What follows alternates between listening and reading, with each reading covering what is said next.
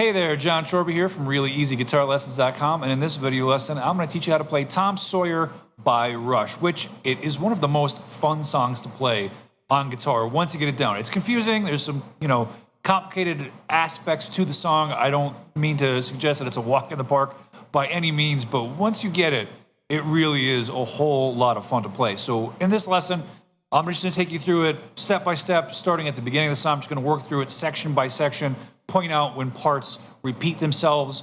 We're going to slow everything down, take it lick by lick.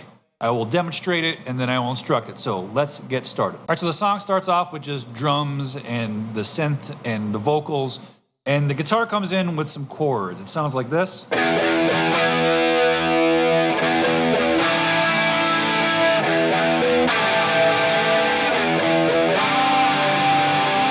So let me just walk you through the chords. First is just a standard E bar chord. So I'm barring the 9th fret of the D, G, and B string with my ring finger, and my index finger is playing the 7th fret of the A. So there's our first chord. The second chord is quite strange. You're going to take your middle, ring, and pinky finger and get them all on the 7th fret. 7th fret, A with the middle, D with the ring, G with the pinky, and then your index finger will be on the 5th fret of the B string.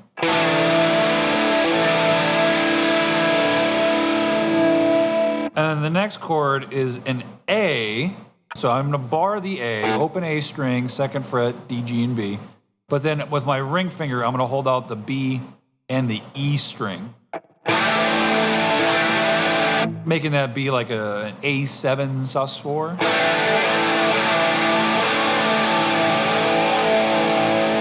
And then the next chord, the last chord, it's the same shape as the second chord you did. You're just doing it at the 5th and 3rd fret.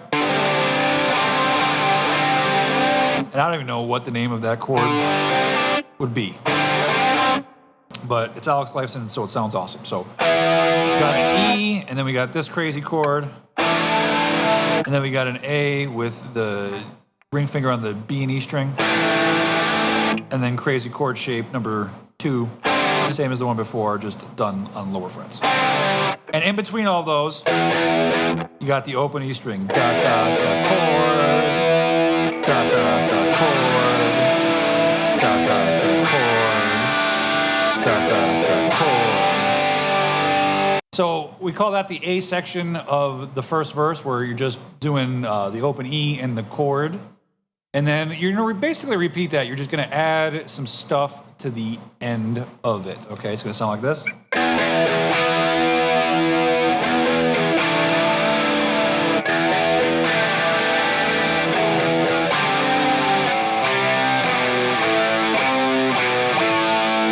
So that little ending is a C add 9. So middle finger on the 3rd fret of the A string, and then I'm barring the B and E string. You could play it with your ring and pinky if you want to. It doesn't really matter. But the important part is what's happening on the A string. I'm going from the 3rd fret to the 2nd fret to the open A. When I do that, I kind of make an A chord with my first finger. And then you repeat that. Da, da, da, da, da, da. Ba, ba, ba, da. Ba, ba, ba, da. Ba, ba, ba, da. Ba, ba, ba, da. And then you get into the C section of the verse riff, which is filled with cool stuff. So you're still doing the same chords, right? Still doing that E, crazy chord here, the A thing up here, crazy chord here. We're just going to put some stuff in between it. It's going to sound like this.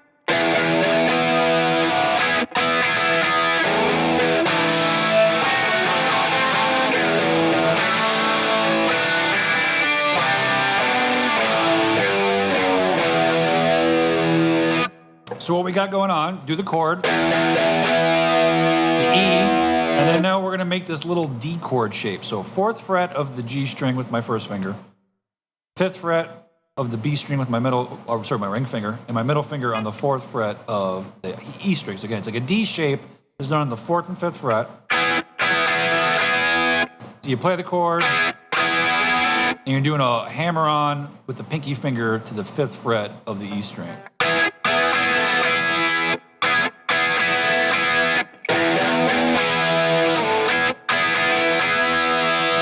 And then the second chord, then what you're going to do here is you make the chord, hit that, and then you're going to take your pinky, move it down to the B string, and your first finger, move it up to the G string, which is this cool, dissonant, jazzy sounding chord. So we have ba ba ba ta ta ta ta ta. Then to your A. And then what he does here, he just goes from playing the full chord. I'm rolling my ring finger to the B string of the 3rd fret, and then my middle finger to the 2nd fret of the E, catching that, and then lifting off the middle to play it open.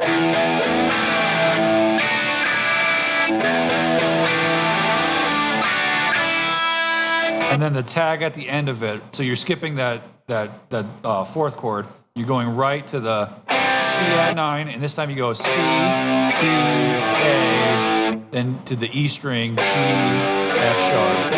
So it's the same thing, just on different strings. Whole thing.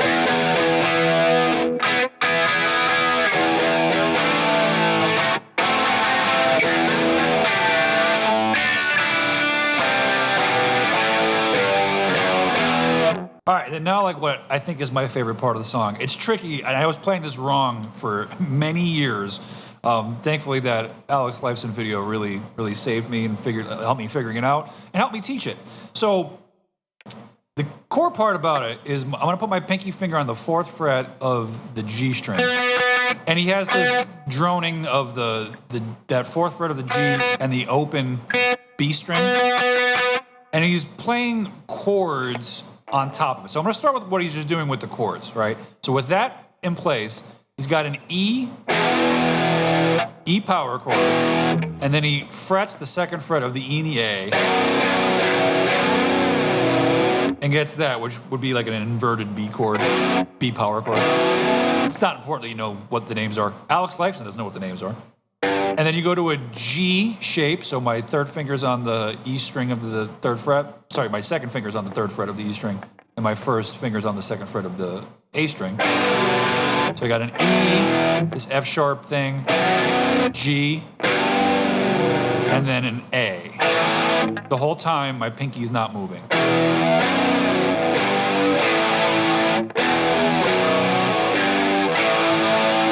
And then the next one is going to be E to a C. So it's the same as the G shape, just move down to the A and B string. And then a B, which is just the 2nd fret of the A string. And then the A. And then he just does a little bend on the E string to turn it back around. So the chords are E, F sharp, G, A,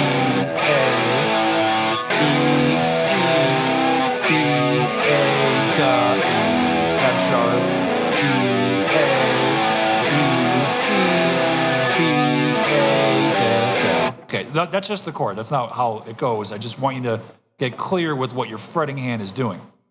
The picking hand is doing a rhythmic pattern of ba ba da ba ba da ba da ba da ba ba da ba da ba da da ba da ba da ba da da ba ba ba. Right? That's the rhythm that it's making. And if you watch him play it, and he explains this in the video too, that it's really about feel. If you try to be super accurate with what strings you hit, it kind of makes it robotic and not sound right. And if you watch Alex Lifeson play this, especially in the video that I'm talking about, you hear him make mistakes, right? Don't be afraid of making mistakes. Follow the feel, but get the feel right. And if you doink a note, you doink a note. Nobody really cares. Alex Lifeson certainly doesn't care, and I don't care either. So this is what the final product's going to sound like, and I'm going to try to walk through what the picking hand is doing.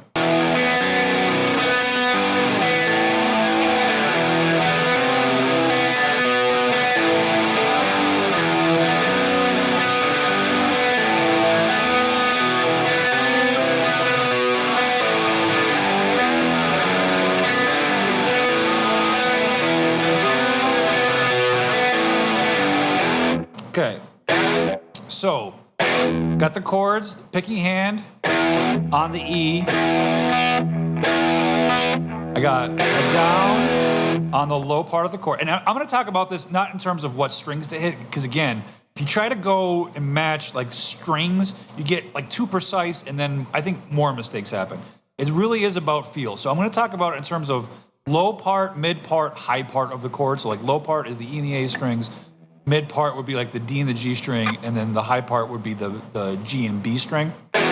So you start with the low, down, down, and then up on the open B string, G string. Then you change to your F sharp chord, and you just cut it short.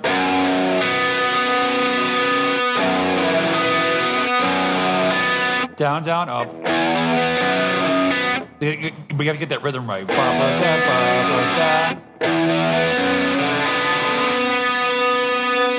And then you change to your G, and then to A.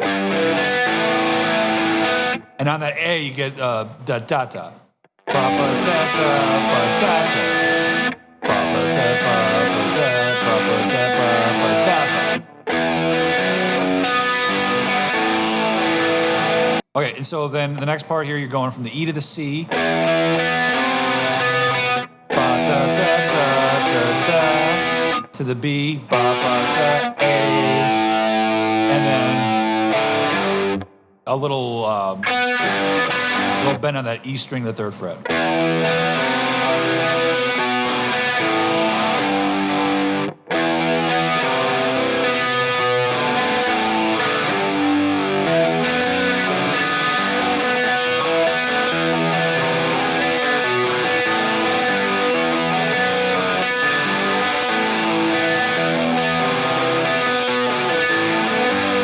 And then so you do that 4 times, and at the very end of it, you're gonna just really dig into the E string as it changes to the first chord of the chorus, which is a big bar chord.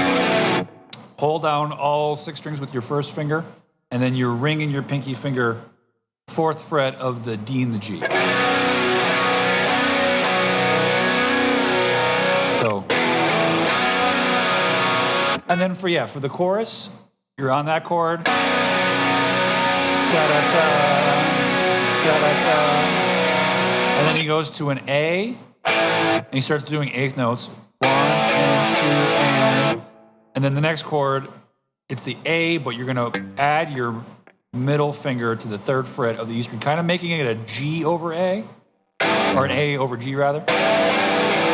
So A, 1 and 2 and G, 3 and 4, and then to a B power chord on the end of 4. So we have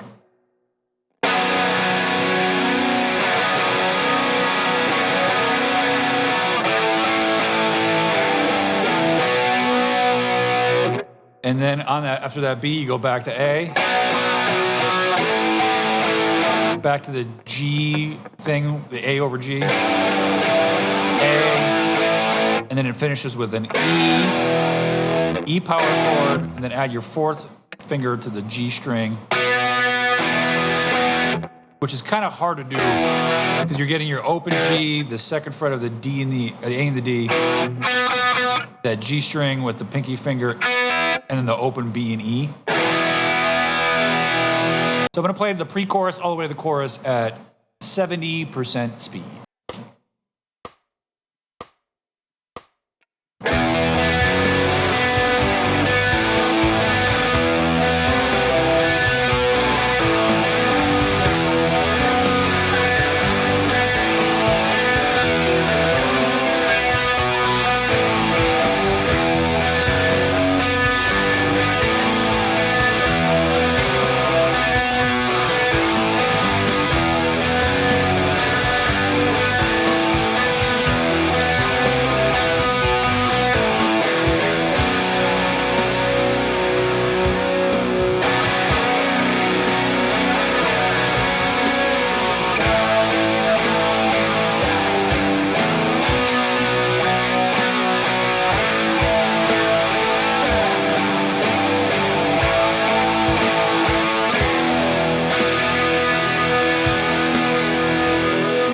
now we head into the Mini Moog synth key bridge, which it starts with 4 measures of doing nothing, the keyboard's playing, and then the guitar comes in with this little riff.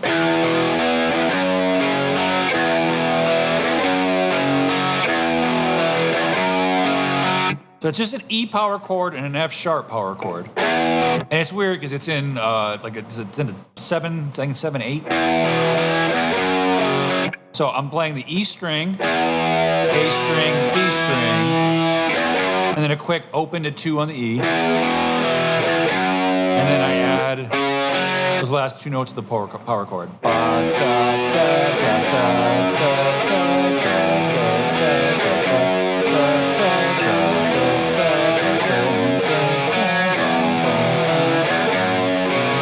And you do that 4 times until the guitar matches up with the synth, with the riff.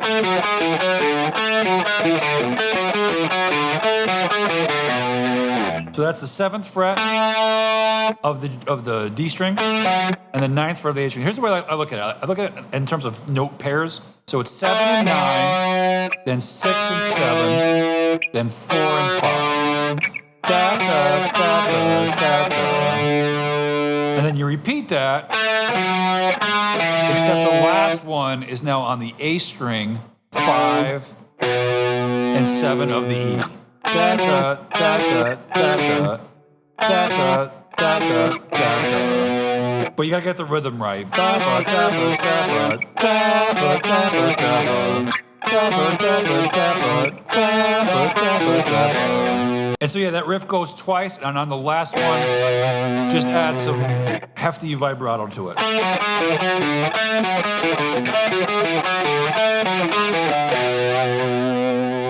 All right, and now we're into the guitar solo, which is so funky and weird. I don't know how anybody ever would write a solo like this. It's so strange, but it's awesome.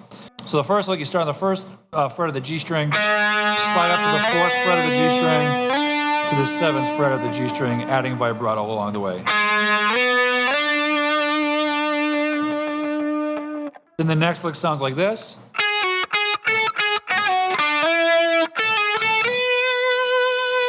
So that's on the 9th fret of the B string. It doesn't matter what fingers you use. I'm going to use my middle finger here. Pull off 9, 7, and then pick 9, 10, da da da da. Back to 9, and then a hammer pull. Roll to the G string of 7. Slide to 9 with vibrato. And then the last few notes are 10, 10, 9, 10, 12.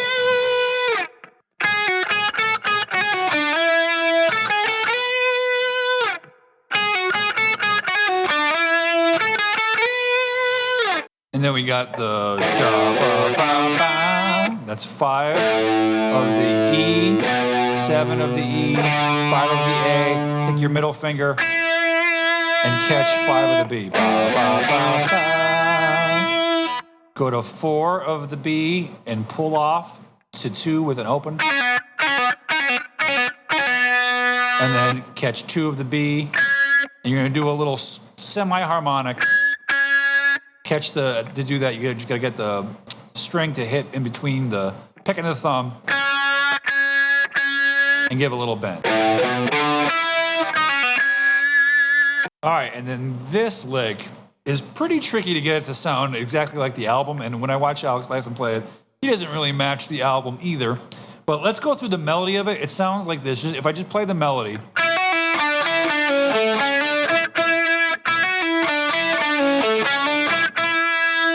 I got a hammer pull on the B string, and then 7 of the G back to 5 of the B. Then pull off 7 to 6 of the G, 7 of the D. Now hammer on 6 to 7 of the G, and finish with 5 of the B twice. That's the melody. But when he plays it, all those notes are squealed.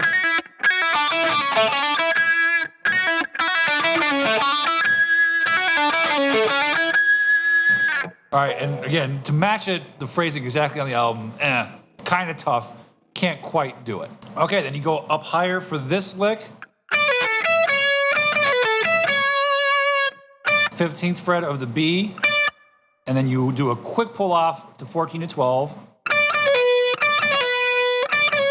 Also catch the G string of 14, and then 12 of the E, 14 of the B. So you do that twice, and then on the third time, you do the pull off, 12, 15, and a bend.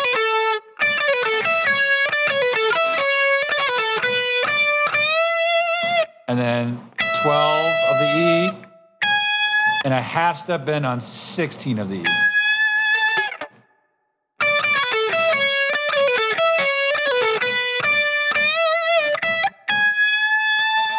And the last part of the solo, he's doing like a tremolo picking pattern of 16 of the E, 17 of the E, 19 of the E, and 17 of the E. 16, 17, 19, 17.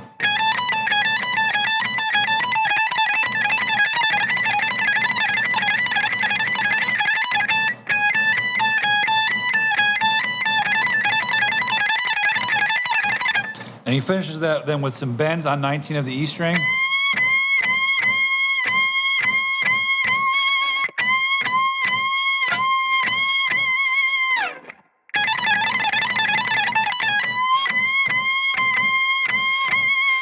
And then from there he catches it back to the Moog riff. And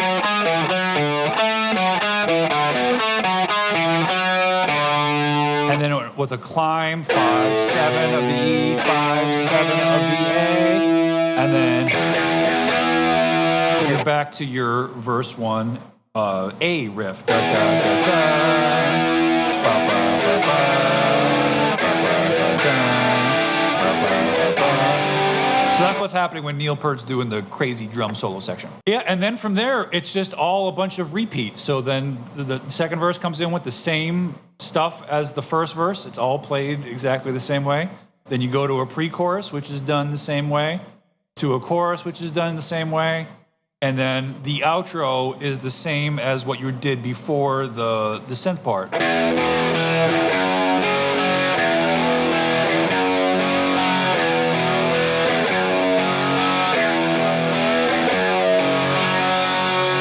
And then you play that till the song fades out. When they play it live, I think they go back to the... I think they go back to that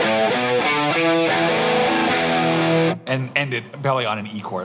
I've heard Rush play this, live. I've never seen them live, but I've heard a couple live recordings, and I feel like that's the way they ended. I'm not in the Rush fan club. I'm not a super Rush fan. I think they're great, but I don't know the intricacies of how they end every single song live. I know on the album, it fades out, and you're just playing that riff. All right, so how to work on this, just go through it section by section. In fact, I would recommend you probably start with either the stuff that is the hardest to do, because that's going to take you the longest to get through, or you could go and just focus on the parts that you love the most and work your way through it from there, or if you want to work through it in chronological order, like I did in the video, that is fine too. I think one of the things you want to focus on, though, is like transitioning between sections, specifically going into the pre-chorus, going from the verse pattern into the pre-chorus.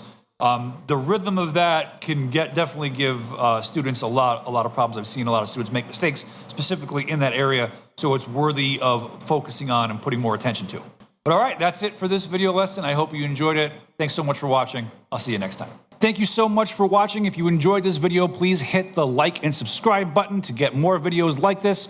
If you are a beginner or intermediate guitar player and you are totally lost, confused, overwhelmed, not sure what you should be working on, head over to reallyeasyguitarlessons.com/quiz where you can take my free guitar practicing assessment.